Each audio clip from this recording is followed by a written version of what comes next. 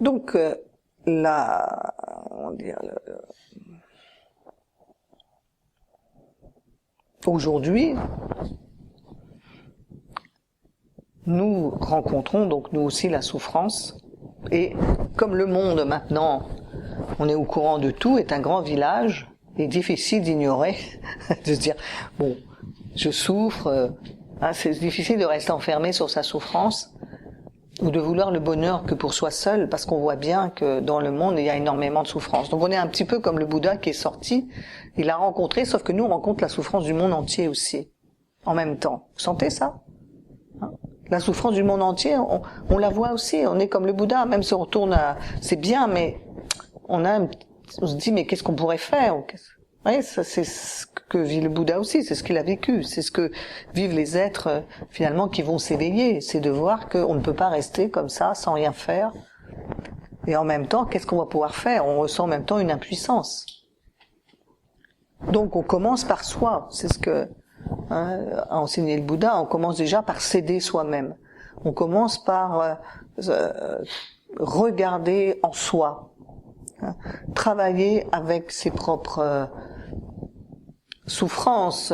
Et travailler, ça veut dire, on n'a pas de mot, ça veut dire s'aider soi-même, pour pouvoir aider les autres à s'aider eux-mêmes. Attention, c'est pas... On est un bodhisattva, merci. On va aider les autres. On dit ça, c'est très mal dit peut-être et compris, parce qu'on va aider les autres. Alors, on va faire à leur place. Non, on va pas faire à leur place. On va pas aider les autres. C'est aider les autres à s'aider eux-mêmes. Vous connaissez l'histoire, c'est comme pêcher pour quelqu'un, lui donner du poisson, lui apprendre à utiliser la canne à pêche. C'est pourquoi transmettre la méditation, transmettre le dharma, c'est aider les autres à s'aider eux-mêmes. C'est une transmission d'aide, de bodhisattva. Il y a plein d'autres formes, bien sûr, ça vous empêche pas d'aider en fonction de votre sensibilité, les personnes qui sont proches de vous, avec qui vous avez des affinités. On peut pas aider sans tout le monde, mais on peut aider, c'est pas une raison pour aider personne. On peut aider là où l'on est. Donc le terme aider est à relativiser parce que là aussi il a besoin, comme toujours ce que l'enseignement nous dit, regarde bien les illusions qu'il y a. Est-ce que tu as besoin peut-être de clarifier cela, de clarifier ce que tu veux faire. Donc on a toujours besoin de clarifier, et ça c'est un geste intérieur qui est tourner son regard vers l'intérieur. Tourner son regard vers l'intérieur, c'est ce qu'on a traduit par bouddhisme en fait. Vous voyez, on n'a pas de case pour le mettre ça. Tourner son regard vers l'intérieur. C'est à la fois, alors après, est-ce que c'est religieux? Je sais pas. Est-ce que c'est tout et au-delà de tout? C'est tourner votre regard à l'intérieur, ça vous demande pas de croire à quoi que ce soit. Ça vous demande de faire l'expérience vous-même. Donc, tourner son regard à l'intérieur, justement, pour clarifier nos intentions, Alors clarifier ses intentions, clarifier ses aspirations, ça veut dire aussi bien sûr se confronter à ses masques, à ses mensonges, à ses, à son opacité. C'est ce que dit l'enseignement. Il dit regarde ton esprit, et si tu as compris comment il fonctionne, tu comprendras comment fonctionne celui de ton voisin. Et si tu comprends déjà comment fonctionne celui de ton voisin, tu auras un peu plus de tolérance, puisque tu sais qu'on peut être aussi, je sais pas, agressif, haineux, aveugle, etc. Donc, tu comprendras que l'autre peut l'être aussi. C'est pas une excuse ni une complaisance, mais c'est quand même, là encore, la voie de cette équanimité. Nous voulons tous le bonheur, mais nous sommes tous affreux. Non, ça va pas tant que ça quand même. De temps en temps quand même, mais un peu affreux. Voilà, dans la voix, c'est nécessaire d'avoir de l'humour, sinon vous n'irez pas loin. Il faut savoir rire, savoir là aussi ne pas être dans le sérieux le sérieux, on va dire pesant de quelque chose de scolaire. Le dharma c'est pas la scolarité, c'est quelque chose de vivant, c'est une aventure vivante, une aventure humaine, une aventure avec les autres aussi, avec soi. Avec soi, c'est rencontrer sa solitude, mais c'est aussi rencontrer les autres et accepter de s'y ouvrir. parce que c'est pas toujours si facile. C'est-à-dire, on s'ouvre à ceux qu'on aime, mais c'est difficile de s'ouvrir à ceux qu'on n'aime pas, ou qui ne nous aiment pas. Dans un premier temps, c'est normal. C'est une réaction normale. Jusque où nous mène cette réaction? Souffrance. Ah, je veux plus de la souffrance. Ça n'a rien de moral, l'enseignement. C'est en termes de... Vous avez mal, là? Qu'est-ce que vous pouvez faire? Docteur? Bouddha? Quel est le remède? Donc ça, c'est la quatrième noble réalité. Je crois qu'on pourrait les présenter complètement autrement aussi. Et la troisième noble réalité nous dit, nous avons un potentiel, nous avons un vrai potentiel pour nous sortir de tout ça, fondamentalement. Et la quatrième noble réalité, c'est le remède à mettre en place. Comment on va justement agir, prendre la potion pour se soigner, pour se guérir. Donc c'est comme ça qu'on commence une voie. Là encore, si vous êtes des personnes qui pratiquaient, peut-être réfléchissez en vous comment est-ce qu'il y a des choses qui vous ont amené à chercher une voie spirituelle ou à chercher parfois même aussi à aller mieux, tout simplement. Ça peut être déjà à prendre conscience en fait de la souffrance et d'essayer d'y faire quelque chose. Qu'est-ce que je peux faire à cette souffrance? Le problème parfois, c'est que quand on essaie de faire quelque chose à sa souffrance, selon où on va, comment dire, on risque de rester dans sa souffrance. C'est un petit peu le problème de la souffrance, c'est-à-dire on peut être contaminé même par la souffrance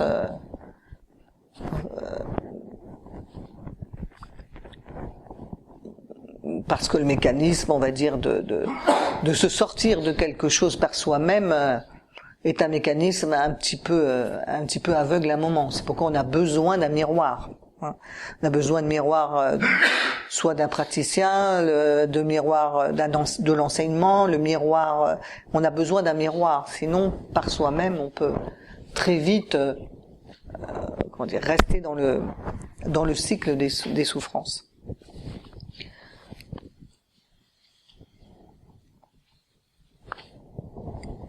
Je surveille un peu l'heure.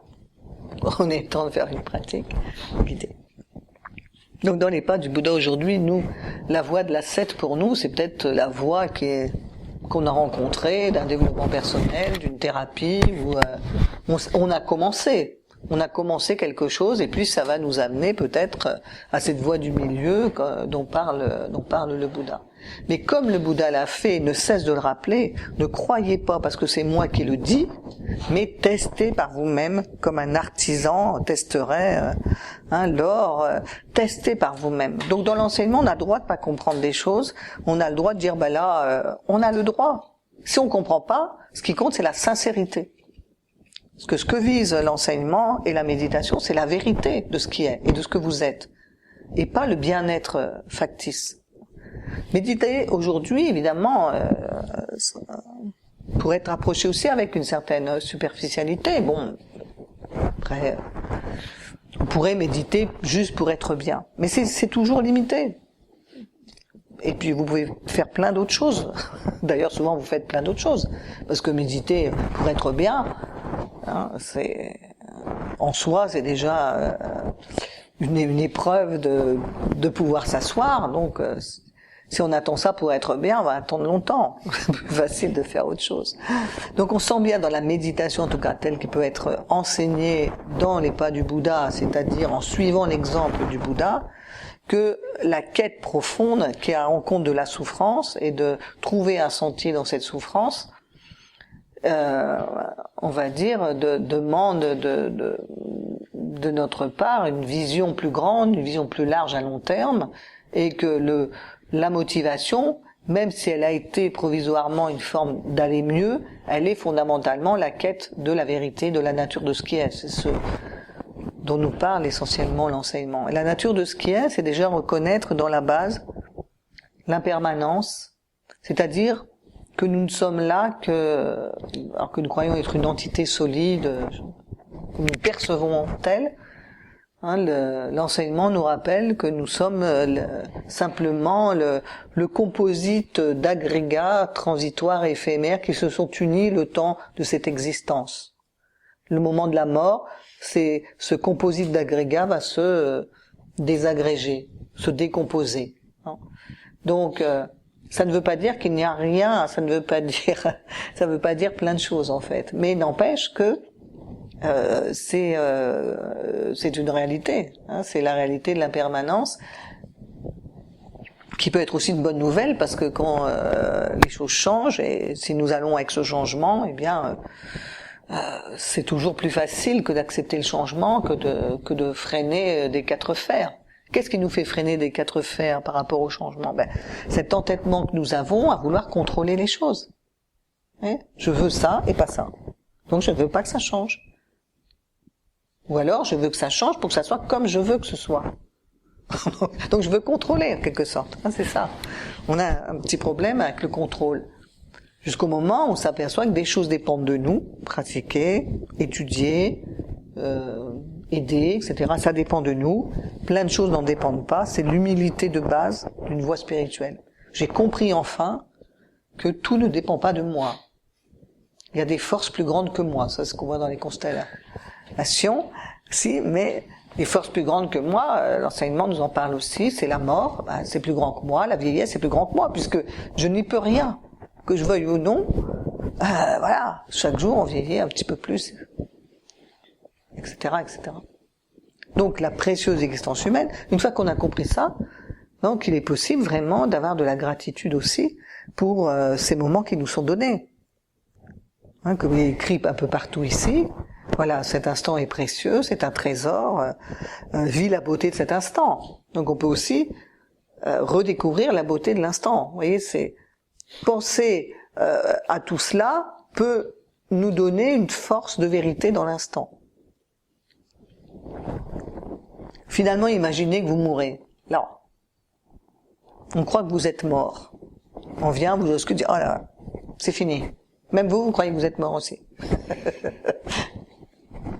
Et puis finalement, clac, vous vous réveillez. Qu'est-ce que vous feriez ? Qu'est-ce qui changerait pour vous? Le coussin, c'est un peu ça aussi. C'est mourir et renaître. Et si on mourait, peut-être qu'on renaîtrait libre. Libre de tout ce qui nous encombrait, libre des regards des autres, libre de tous les petits tracas qui finissent par s'accumuler. Quand on les regarde, finalement, c'est pas grand-chose. Mais si on est pris dedans, ça devient quelque chose d'énorme. Les gens, parfois, vu de grandes souffrances, et arrivent à développent des qualités humaines incroyables, et d'autres vivent des choses, pas grand-chose, et ça, c'est monstrueux. Vous voyez, là aussi, c'est difficile d'évaluer la souffrance, le dosage de la souffrance.